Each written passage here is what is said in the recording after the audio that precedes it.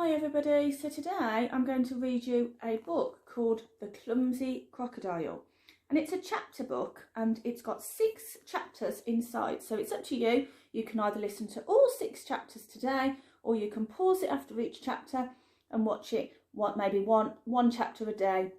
It's entirely up to you, but I am going to read all of this book today and it's called The Clumsy Crocodile. Chapter 1, Everglades. Cassie Green was on her way to work. It was the very first day of her new job. She was going to work at Everglades, the biggest and best store in town. It sold things you just couldn't buy anywhere else. So when Cassie got the job there, she was as pleased as Punch. First, Cassie was sent to work in the china department. After only 10 minutes, she had sold 60 cups and saucers to a very rich lady. She was doing really well. Cassie packed the china carefully into a box. She was gentle as crocodiles can be, but maybe just a little bit slow. The lady began to get very impatient. Cassie quickly tied a big bow on the box. She didn't want the lady to be cross, not on her very first day with her very first customer. But as Cassie picked up the box, disaster struck. She had packed it upside down. 60 cups and saucers smashed onto the floor. The customer stamped her feet angrily and left. Next day, Cassie was sent to the toy department. She hoped there was less to break.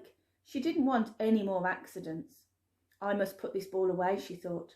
Someone could trip over it and have a bad fall. But as she bent down, her tail swung behind her. The Toy Town Express was knocked right off its rails. Oh no. She was then sent to the food hall, but things went from bad to worse. Cassie tripped over a stall. A bowl of salad flew into the air and landed on Ernest Everglade's head. Ernest Everglade owned the department store. He was Cassie's boss and not a very happy man. "Go to my office," he yelled. "Now!" Trembling Cassie obeyed. Oh, poor Cassie. Chapter 2, A Cross Boss. Ernest Everglade was furious. He liked salad, but not on his head. "Go and don't ever come back," he told Cassie. "I don't want a clumsy crocodile in my store." Cassie begged and pleaded. She pleaded and begged. "Just give me one more chance. I'll be very careful, I promise." But Mr. Everglade was more interested in his newspaper. He wasn't even listening to Cassie. "I'll pay for everything I break." At last he looked up. "I don't have time for you," he sighed. "Some jewel thieves are in town, the famous Greedy Boys." Cassie gasped. Everyone had heard of the Greedy Boys, but she still wanted her job back. She began to cry. Now, Mr. Everglade couldn't stand crying. He would do anything to stop it. Okay, he said. "Go to the luxury goods department store first thing Monday morning." "Oh, thank you.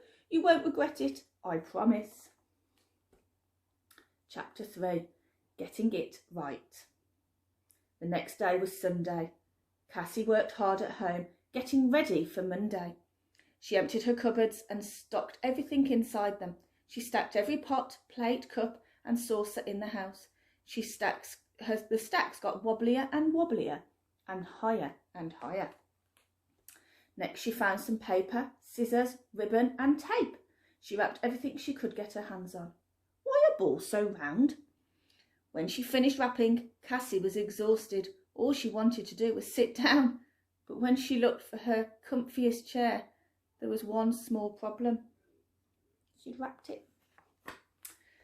So she set up her mirror and served imaginary customers. "A flying pig? Try the pet department, sir."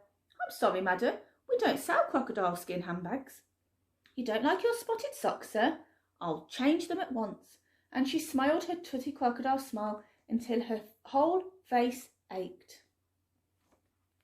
"Mr. Everglade will be proud of me." Finally, Cassie put on her Everglades badge and admired herself in the mirror. She looked perfect. Chapter 4, Cassie in charge. On Monday morning, Cassie was the first to arrive in the luxury goods department. Only the security guard was there. He'd been guarding the store during the night. The guard was finishing his breakfast. He was very pleased to see Cassie. Now he could go home to bed. "I'll be off now then, now you're here." Cassie was nervous. She didn't want to be left alone in the store. "Do you have to go?" "You'll be fine," said the guard. "Just keep an eye on the Everglades emerald." "Don't worry, you can count on me." The guard left. Cassie wasn't nervous anymore. She felt important. She was in charge. The Everglades emerald was the most expensive thing in the store. It was kept in a case of strong glass. Cassie thought it was the most beautiful jewel she had ever seen. But Cassie wasn't the only one admiring the emerald.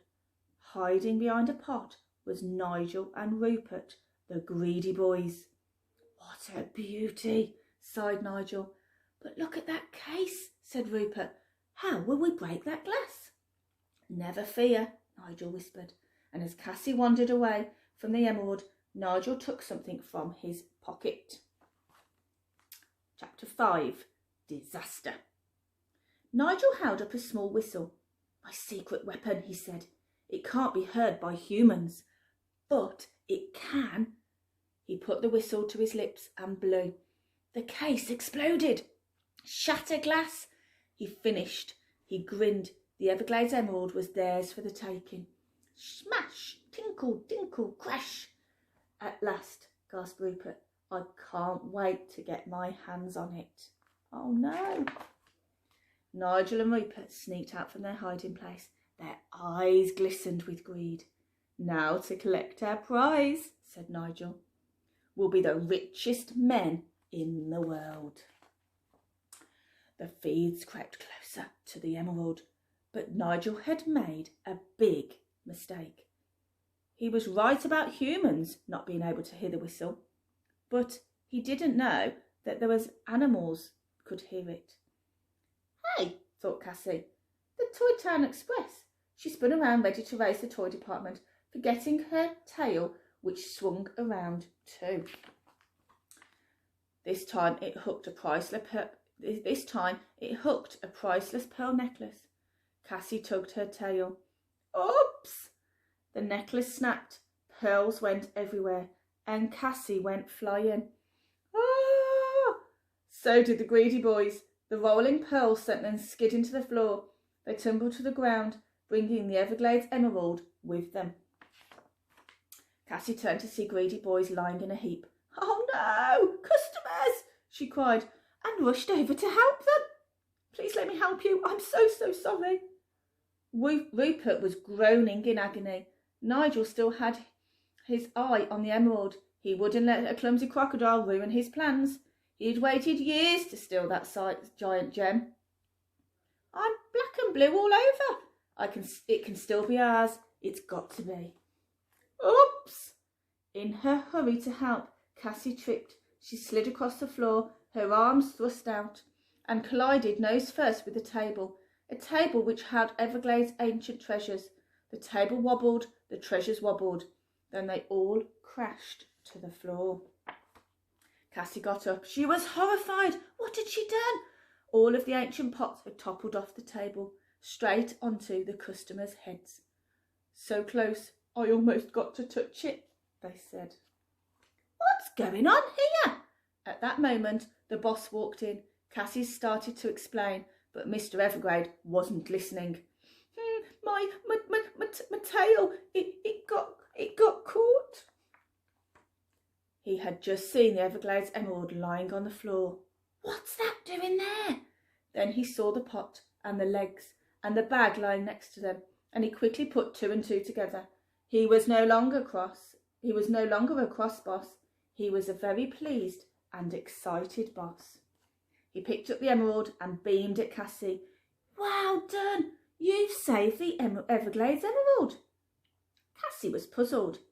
Mr. Everglade pointed to the pot. "And you've caught the greedy boys," he added.